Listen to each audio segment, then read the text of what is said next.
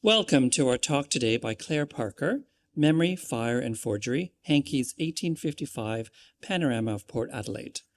Just want to take this moment to remind everyone to put their phones on silent or off during the talk. That would be wonderful. Thank you very much. I also want to begin by acknowledging the Kaurna people as the traditional custodians of Tandanya, where the State Library of South Australia resides, and we pay our deep respects to all First Nations and language groups across South Australia. As places of memory and learning, libraries have a special responsibility to honour the enduring strength of Aboriginal and Torres Strait Islanders cultures and to the work in genuine partnership to preserve and share voices, stories, and knowledge. These are literally the qualities called stories that make us, which is our tagline. The Hankey Panorama is one of the State Library's newest treasures in a panorama of Port Adelaide and the Port River painted in 1855 by visiting businessman and artist Francis George Hankey. The panorama, which measures nearly 2 meters long, captures a busy scene of ships, wharves, and the buildings of early Port Adelaide, most of which were destroyed in a catastrophic fire only 2 years later. The original is on display for one more week during our History Festival, up in our treasures wall. So I do encourage you. After that, we'll have a wonderful replica for display purposes. So please welcome Clare Parker for her talk today on the Port Adelaide Hankey Panorama.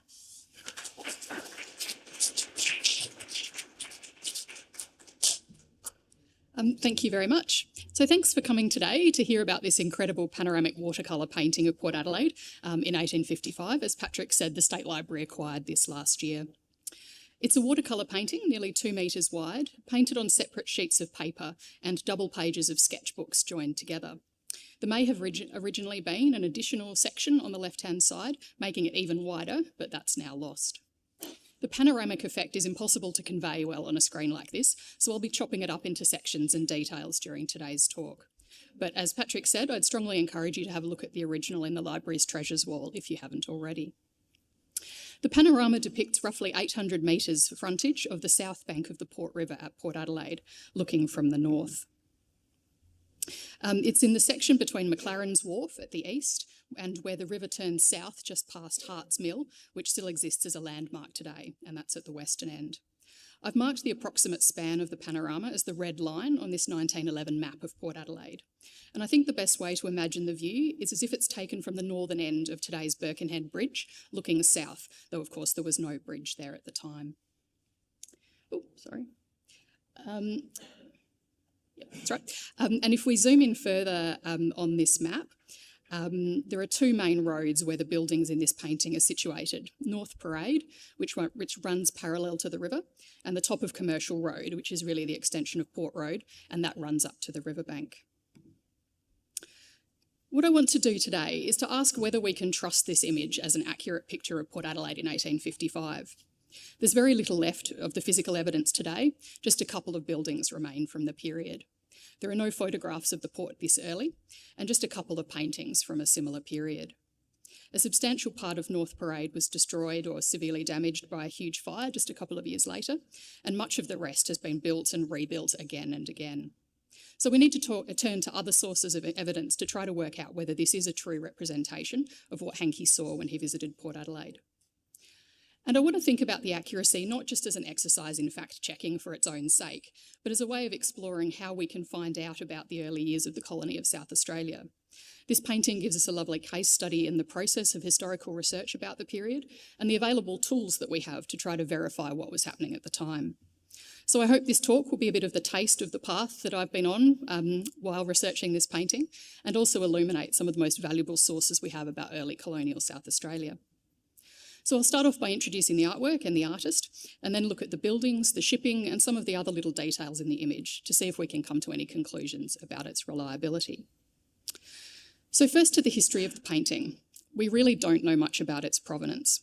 It's dated 1855 and signed by F.G. Hankey, and I'll talk a little more about that date of 1855 a bit later. But what happened to it between then and now, very little is known.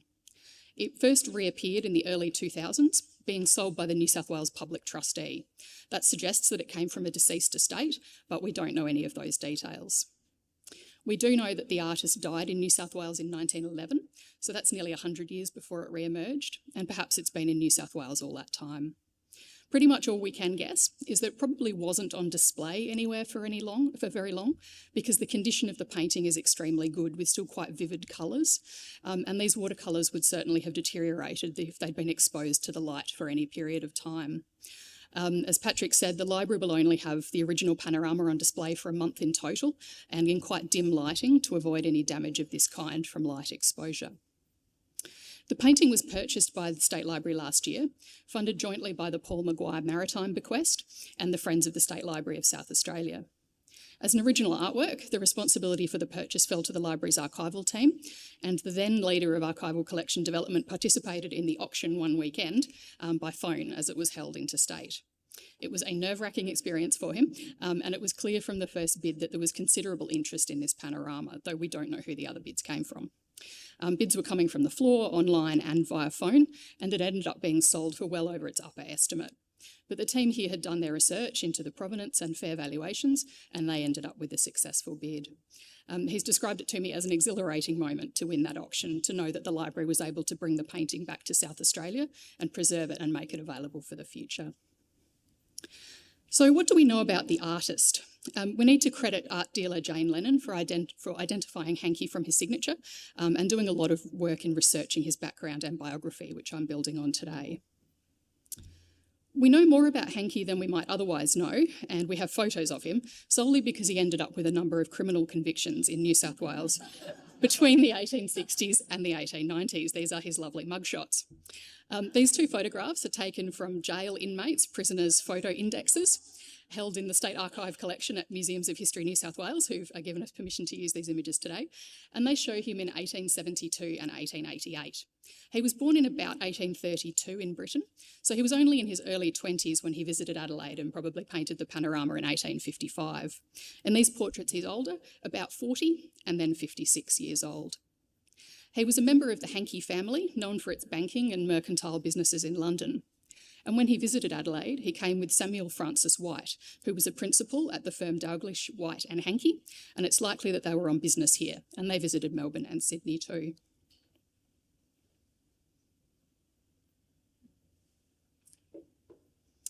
We know that Hankey and his colleague Samuel White arrived in Adelaide on the 11th of January 1855 on the steamship the Madras. The newspapers of the time published very comprehensive shipping movements, showing the ships that arrived and departed major ports each day, as well as which ships were in port at any time. And they also listed a lot of the passengers by name, or at least the first-class passengers. You very often get something like "and 200 steerage," which is not useful for other family history research. So in the Adelaide Times on 12th of January, we can see the reported arrival of the Madras the day before, carrying Messrs White and Hankey, among others. We don't know a lot about what they did while they were here, except there's a trace in another letter held by the State Library, which was written by Arthur Hardy, and he reports that Hankey and White visited him up at Mount Lofty during their trip in the summer, and they took a trip to Melbourne together. And here we can see again, reported in the Adelaide Times, the departure of the Bosphorus for Melbourne in late January with passengers Hardy, Hankey and White. So right now, we can be certain that Hankey was in Adelaide between the 11th and the 23rd of January. From there, we have records of him arriving in Melbourne and then also travelling to Sydney and back to Melbourne again in later February. There's then a record of a Mr Hankey of about the right age, listed here as 24, leaving Melbourne on the James Baines, bound for Liverpool on the 10th of March. As there's no other record of a Hankey coming or going in the next few years, this is very likely our Frank Hankey, though it is interesting that Samuel White wasn't on this ship and all the rest of their trip had been together. So if this is our artist, it means he was definitely only in Adelaide for those 12 days in January, and his initial sketches for the panorama must have been drawn during that time. One of the interesting things about the panorama is that the phrase "from memory" is written on it multiple times across various pages, alongside its date of July 1855.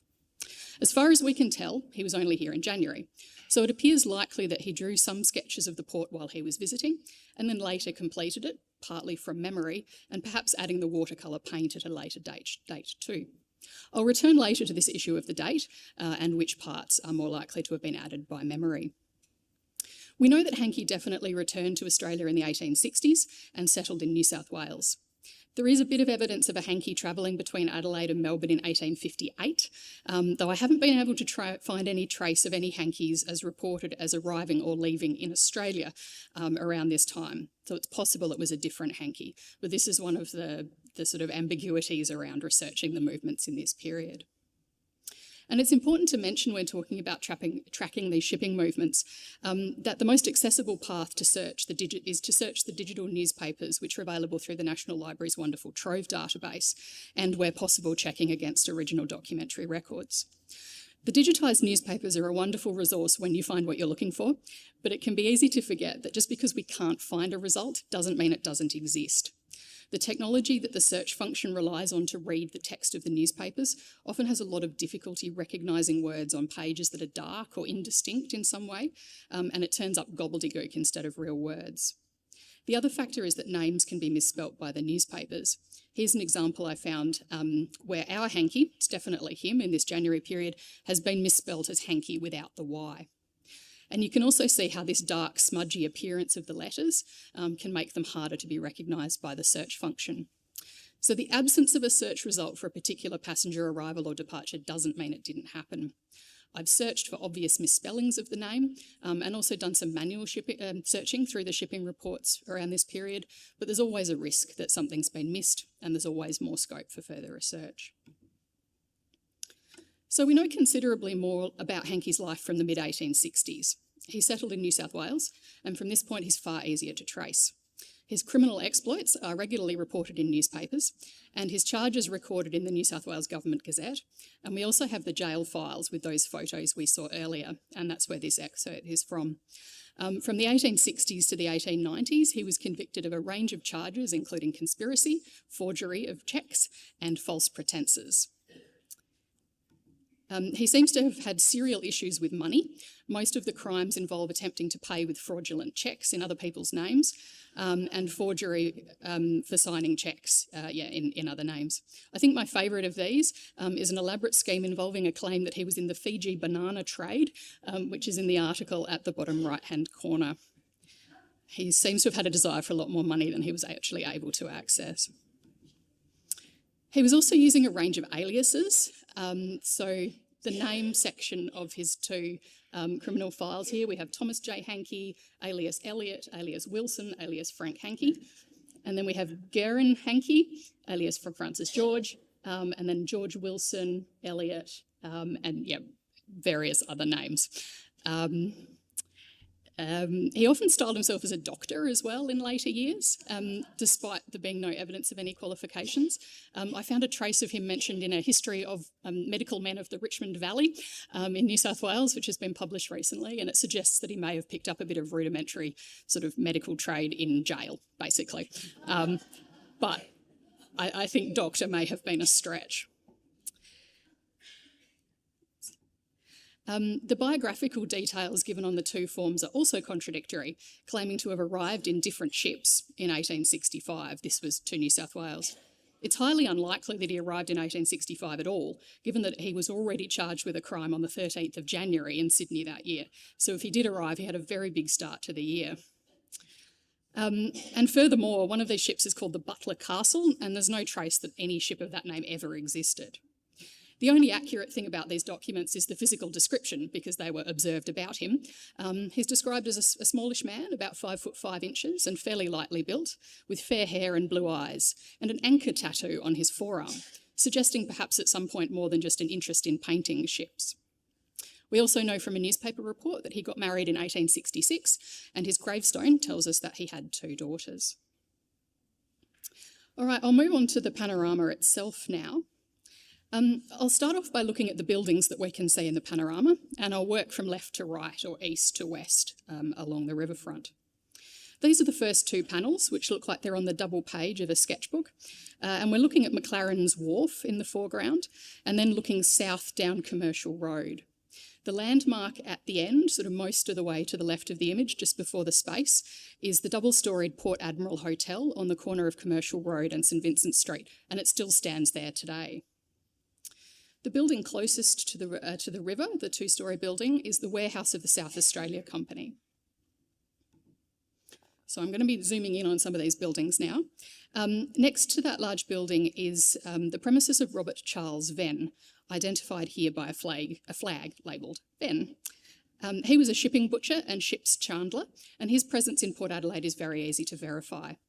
One of the most useful sources I'll be talking about a lot is Garron's Almanac and Directory of 1855. This is one of the earliest iterations of the Adelaide directories, best known perhaps in later years in the form of the Sands and McDougall directory, which was published until the 1870s. The 1855 volume contains everything you could possibly want to know about life in the colony, from tide times to lists of residents and shop owners, advertisements and other useful tidbits about the city. In this case, we can see Venn listed in the alphabetical directory of people in Port Adelaide. I've snipped his entry there. And he also took out an advertisement in the directory where he offers his services to provision ships at 48 hours' notice. You'll see from these that Venn's premises were actually in Lipson Street, which runs parallel to Commercial Road. So we may be looking at the back of his building, peeping through a gap in the buildings, or perhaps he also had a small shop front that came through to Commercial Road.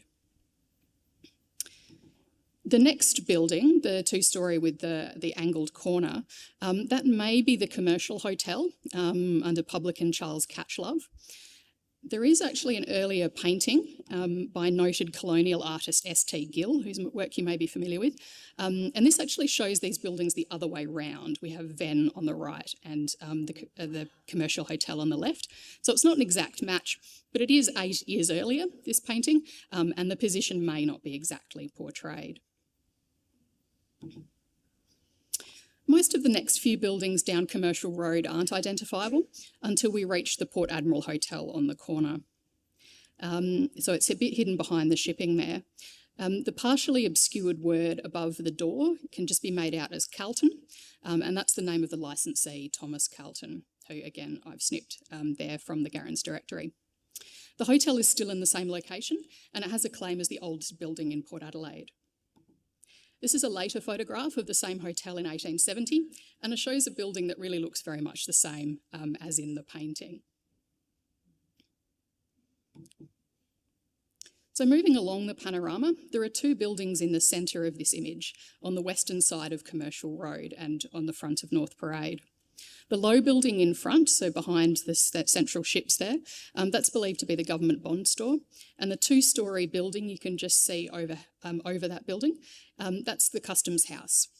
There have been 4 different Customs house buildings at Port Adelaide, and this is the second iteration, a mostly timber building, which stood from 1840 to 1859. These 2 buildings are roughly located where the Grand Customs House and Old Telegraph Station currently stand, if you know Port Adelaide, which were both built in a couple of decades after this. Before I move along to the next section, it's also worth pointing out an odd level rise where the ship lines up across the large join in the paper on the right-hand side, but the wharf level and buildings suddenly sit much higher. There have certainly been some earthworks and changes at the port over the years, especially when building up the wharf fronts, but this looks a bit too extreme and is maybe an error because of drawing on different sheets of paper at different times.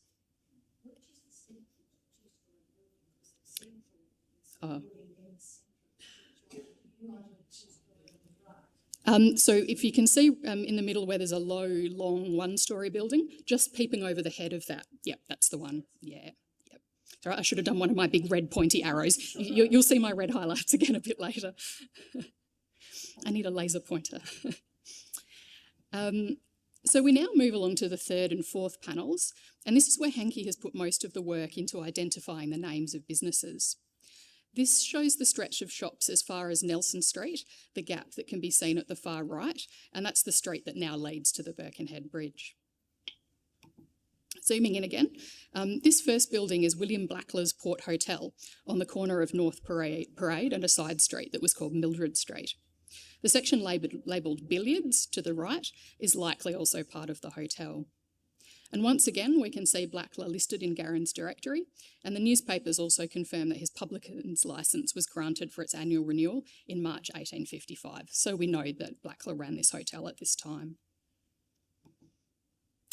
Then we have Crocker and Hamilton, drapers and storekeepers, and Dover House, including the drapery and import business of James Menpes. And if that name's familiar, that's because he was the father of the prominent South Australian artist Mortimer Menpes. Once again, we have them both listed in the Garran directory, and next to this is a branch of the Union Bank of Australia.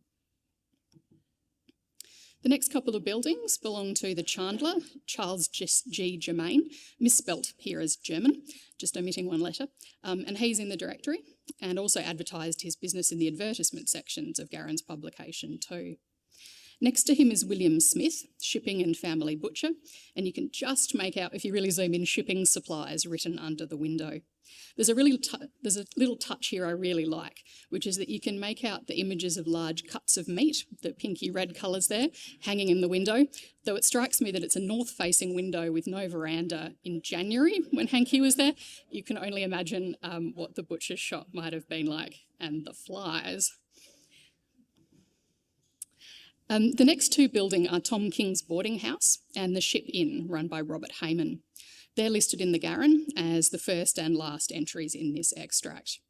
Tom King left this building in about April 1855, and he was offering its lease in newspaper advertisements. Then we have the bakery of J.G. Mallon, followed by James Gross, who was a grocer and ironmonger. Both of these men advertised their businesses in the Garran directory, so we have a nice glimpse into what they had on offer. We can see a theme here from the butchers and grocers in their advertisements around the provisioning of ships, which obviously would have been a huge business in the port at the time. And the final two buildings in this block, we have a large long frontage belonging to Harris Auction Rooms. John Harris was a storekeeper. He actually died later in 1855, the same year. And finally, on the corner of Nelson Street is a building labelled Medical Hall, and which we know the chemist W.J. Turner had his business. All these proprietors are listed as running businesses on North Parade in 1855. And I've summarised these fairly quickly because we have one really solid source of evidence for the existence of these buildings together in this block, the descriptions of the fire of November 1857.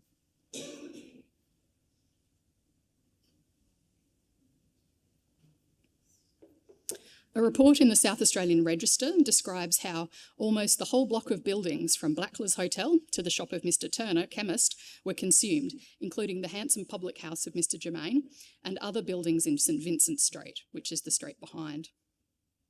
The fire began in the premises of George Scarfe, later of Harris Scarfe fame, and quickly spread to the premises of Mr Gross and the Ship Inn. This suggests that Scarfe may, by 1857, have been occupying the premises shown here as Malin, who died by 1857, or also of Tom King's boarding house, which was known to have been offered for lease in 1855. The report continues, Mr Gross's store was in flames, catching the rear of Mr Downer's, the Union Bank, Mr Menpes, Crocker and Hamilton's, and the Blackler's Hotel. And that's pretty much exactly a list of those buildings we can see there. Allowing for some changes in business in those intervening couple of years, these accounts of the fire damage suggest that the signage in Hankey's painting is very reliable. And I think it's interesting, actually, that it's this block that was destroyed or severely damaged, and that's the one that Hankey has actually spent the most time capturing. So I think this section is a really important snapshot of the port at this time. The library also holds a later photo showing the Ship Inn and Scarfe's business, just visible on the left, suggesting that either the buildings weren't completely destroyed by fire and were renovated, or maybe were rebuilt in a similar adjoining location. If they were in the same position, then that would suggest that Scarfe did indeed take over the building occupied by Tom King's boarding house. Moving along now to the final panels showing the buildings, this next long block, with a couple of side streets, runs between Nelson Street, the one which now runs into Birkenhead Bridge, and all the way down to Hart's Mill. According to the reports of the fire, this part of North Parade doesn't seem to have sustained damage in 1857. Many of these buildings are unidentified, without signage or other clear features, and it looks like Hankey probably hasn't been as meticulous with some of this part of the painting.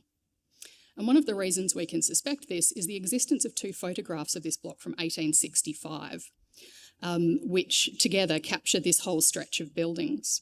So these run exactly parallel. You can see Hart's Mill at the right, and at the very far left is the British Hotel.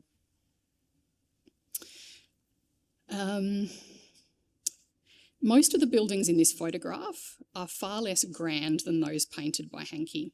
Most of them are only single-storey, And while there were likely changes in the 10 years between these images, it would probably be unusual if many larger buildings were replaced by smaller, simpler ones, especially given the rapid development of the port during this period.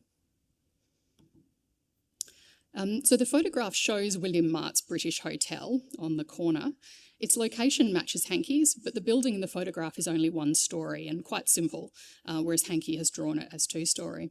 The hotel is still there and is now 2 stories, but that was rebuilt later.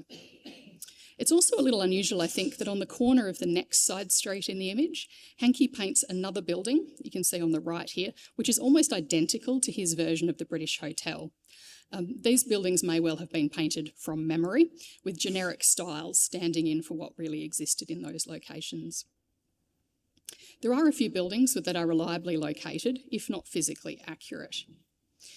This is a building occupied by the memorably named Nathan and Bastard Drapers and Importers, and the building is also named as Albert House. There is strong evidence that this building existed, with advertisements in both the Garran Directory and the newspapers.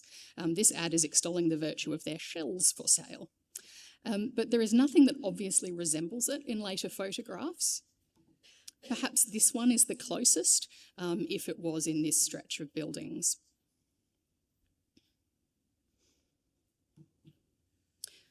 One building that is clearly recognisable in the second photograph is the single-storey Prince's Hotel with its distinctive white facade, though there is no double-storied building next to it, as Hankey has painted. And that's a pity, because I really do like the little details that Hankey shows of workmen with ladders and scaffolding in this part of the image, but it does seem to be a fabrication. Again, perhaps unless something burnt down on that corner as well. There were a lot of fires in this period, but we don't know, and there's certainly no evidence to suggest that it was there 10 years later.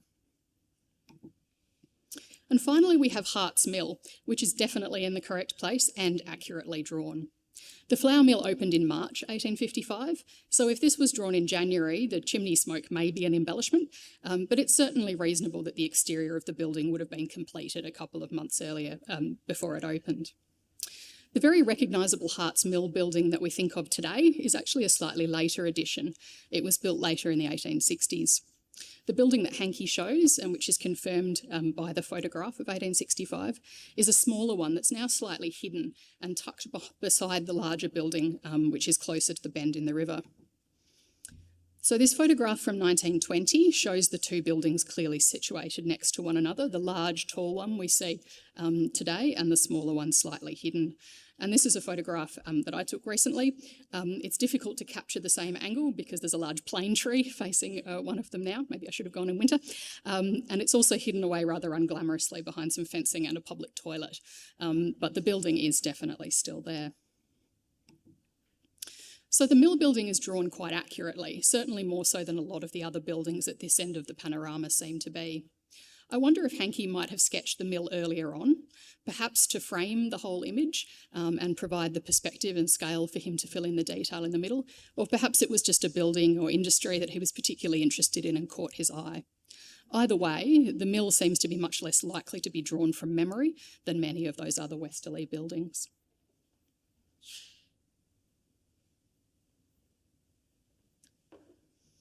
So after that whirlwind tour through the buildings, there are some other smaller details in the painting that are worth looking at too. First is this flagstaff at the top of Commercial Road, which is roughly where the lighthouse is now. You can just make out a small figure with a telescope standing most of the way up the flagstaff. And this was part of a signalling system in use at the time, where flag codes were used to communicate shipping movements with a corresponding flagstaff that was in the city on the corner of West Terrace and Franklin Street. The city flagstaff can be seen in one of the images here from Townsend Duray's famous Panorama of the City in 1870.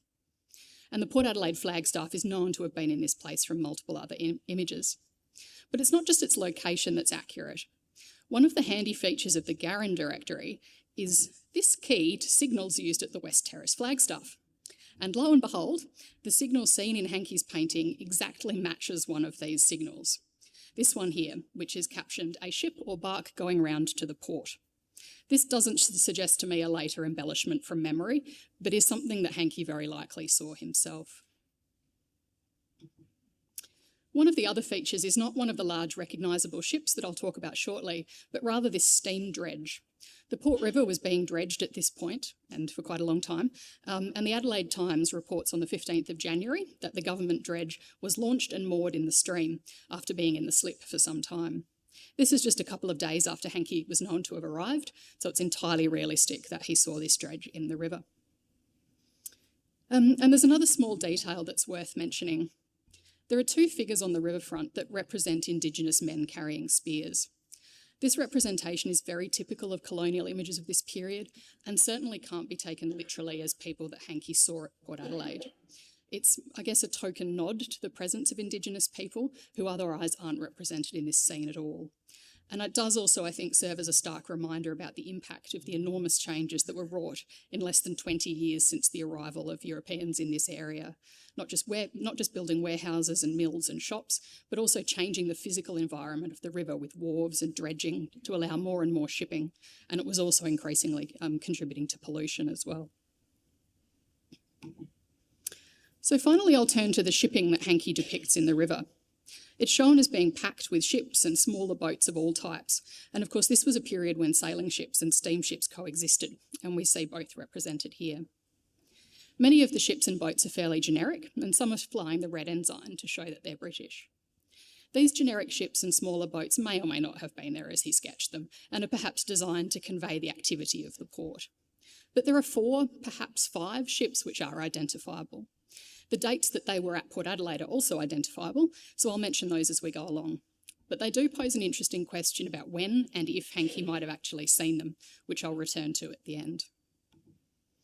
So the first is the Burra Burra, a steamer which also has rigging for sails.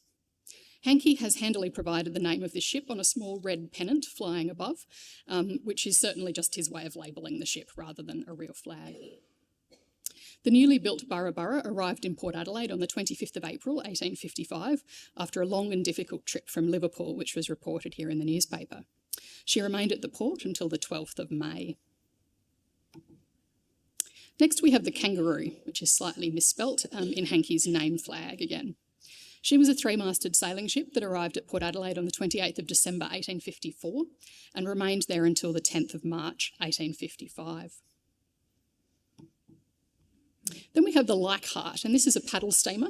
She was built for trade on the River Murray and was newly launched at Port Adelaide on the 6th of March 1855 and remained there for at least several months before starting trade on the Murray.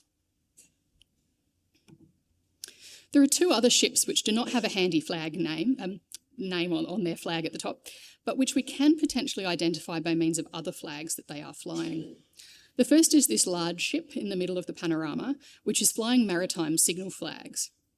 Hankey seems to have gone to some trouble to paint real flags, so I thought I'd have a go at working out what they mean. According to the definitive handbook of the Code of Signals used in this period, published by Captain Marriott, the flags on the rear mast are, from the top down, the first distinguishing pendant, followed by the numbers 9, 0, 2, 3. The colours in the 0 flag are actually the wrong way around, but they can't be confused with any other flag, so I think we can be confident it's a 0.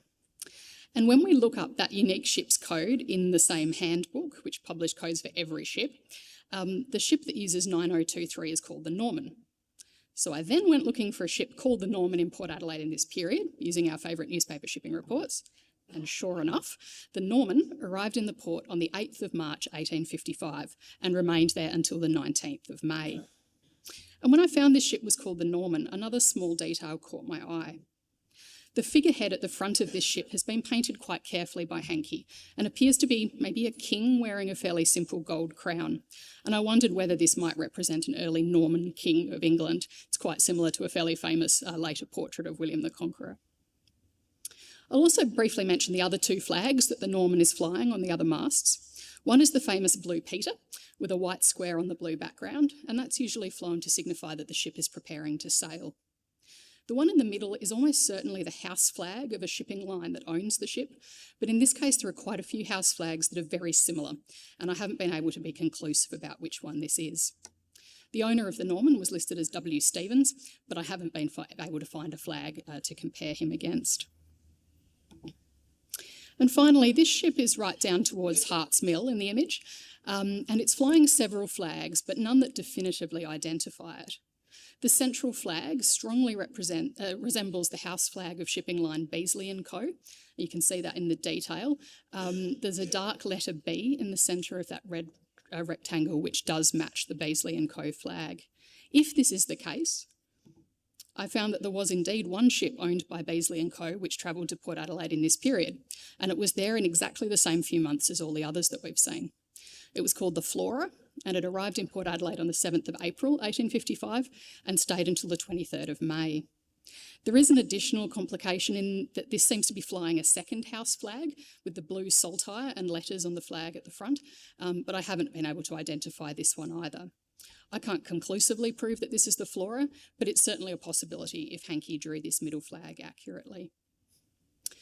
So, what can we make of all of this? The dates are similar but don't quite make sense with Hankey's visit. The kangaroo was definitely present when Hankey was believed to have been sketching in January, so that seems pretty unequivocal. But the others weren't. Yet, as it turns out, there is a period of just over 2 weeks when the other 4 ships were at Port Adelaide together, from the 25th of April to the 12th of May. This listing of the ships currently in harbour on the 3rd of May, in the middle of that period, shows the Burra, the Flora, the Leichhardt and the Norman all present at the same time. And here are my handy red boxes so you can see those. Even more than that, 2 of them have wharf locations which are consistent with where Hankey painted them. The Burra was at Company's Wharf, near the South Australian Company warehouse at the left-hand side of the Panorama. And the Flora, if it is her, is listed at being at Prince's Wharf, near Hart's Mill, which is exactly where Hankey places her.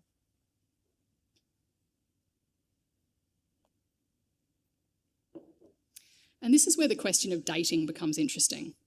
The simplest explanation would be that Hankey saw the kangaroo when he first sketched in January, and then later witnessed the other ships there together and amalgamated the 2 time periods. Not entirely accurate, but I think that's forgivable enough. But the problem with that is that Hankey seems to have left Melbourne, bound for Liverpool, 6 weeks before these ships were here together. I looked into it, hoping that his ship back to England was delayed or stopped in at Adelaide on the way home, but neither is true, and in fact it set a record time on its journey home. So I don't think he was here in that period. So we're left with a real puzzle. There seem to be only 2 possibilities. One, it wasn't him who left Australia in March. The manifest does only say Mr. Hankey, and he wasn't travelling with his usual companion in Samuel White, so there's room to think it could possibly be another Hankey. But if that's the case, it means we're also missing any evidence of his arrival back into South Australia, as well as any later departure. It's possible, and we know that there are some gaps in the records, but it doesn't seem hugely likely. We know he used aliases freely in later life, but there's no reason to think that he would have been while travelling under other names on this trip while he was there with a family business partner. There is one tantalising possibility which there's no real proof of, and which would have to rely on several mistakes to be true. But here goes. There is a record of a Mr. Hanney, Hanney. The newspaper is very faint on this one. He arrives in Adelaide from Melbourne on the 3rd of March. So that same week that Mr. Hankey left Melbourne for Liverpool. We know that the newspapers did sometimes misspell names, and fascinatingly, the typesetter on this day seems to have mistyped the date of the actual newspaper, as you can see at the top, which has later been corrected by hand. Maybe he also misspelled Hankey as Hanny. But I dug further, and it's also spelt Hanny in the other newspapers reporting of the same arrival. And even if they were all working from the same list with a spelling mistake, it still doesn't account for the absence of his travelling companion, Mr. White, and it would have to mean that either the Hankey who left from Melbourne for Liverpool was a different man, or that that entry was a mistake somehow. It all seems a bit unlikely, but I did do a double take when I saw such a similar name in the right period. The other possibility is that Hankey was only in Adelaide in January when he did his initial sketch, including all those shop names and the ship that was there at the time, the Kangaroo. And then between January and July, when he dates the painting, he continues to add to it, some from memory. But I'm afraid that from memory doesn't seem to cut it when we're trying to explain how he accurately painted the appearance and even the signal flags of ships he could not have seen in person. The only possibility here is that he hears word of these later additions from somewhere else, perhaps a letter or even a sketch from one of his contacts in Adelaide, or even a newspaper like the one we're using today. and then he adds those into his painting. If this is the case, then he did so with considerable attention to detail, especially in the case of the Norman. Why not just add a pennant with its name like on the others? Did he go to the bother of looking up its signal code and painting that in? It seems unlikely, but of course it's not impossible. He does certainly seem to have been interested in shipping. He painted it in a lot of detail, and the fact that his criminal paperwork notes that anchor tattoo on his arm suggests some deeper connection with sailing at some point as well. There's one other detail that surprised me when I saw it again in the jail records after I identified the ships.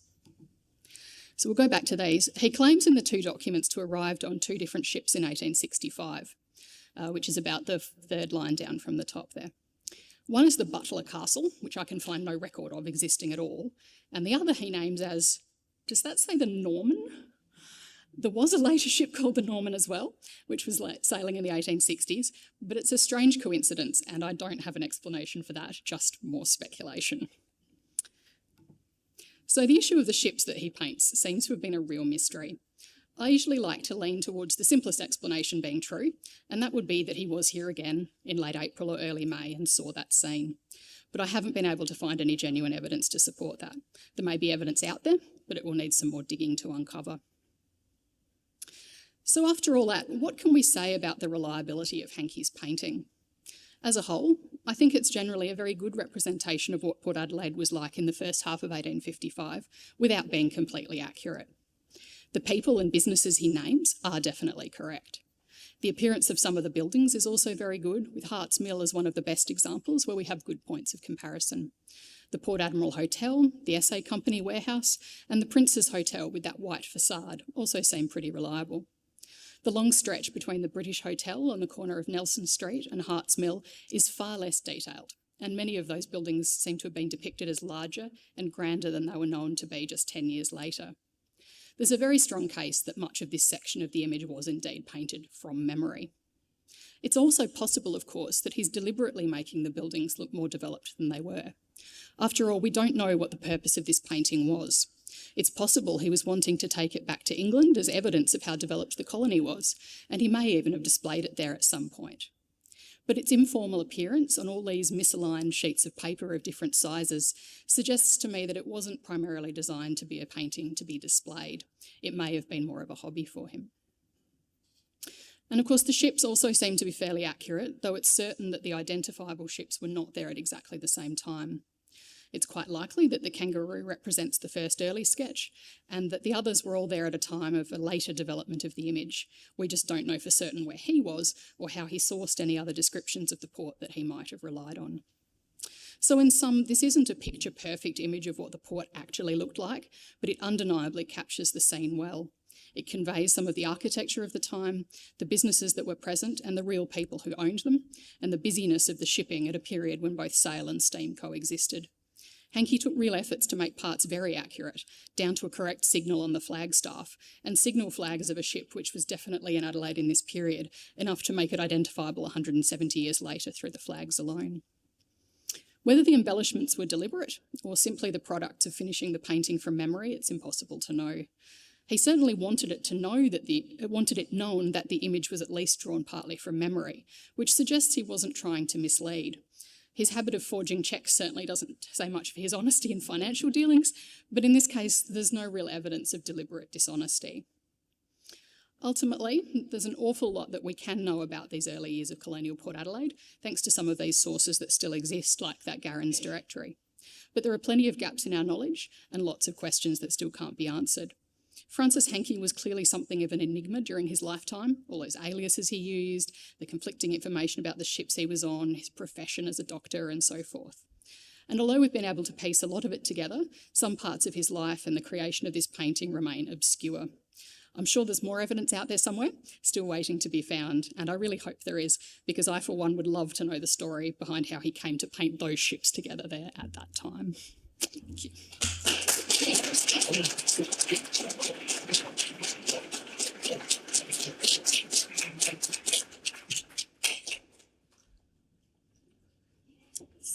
All right, I encourage you to have a look at the Hankey panorama while the original is still up there.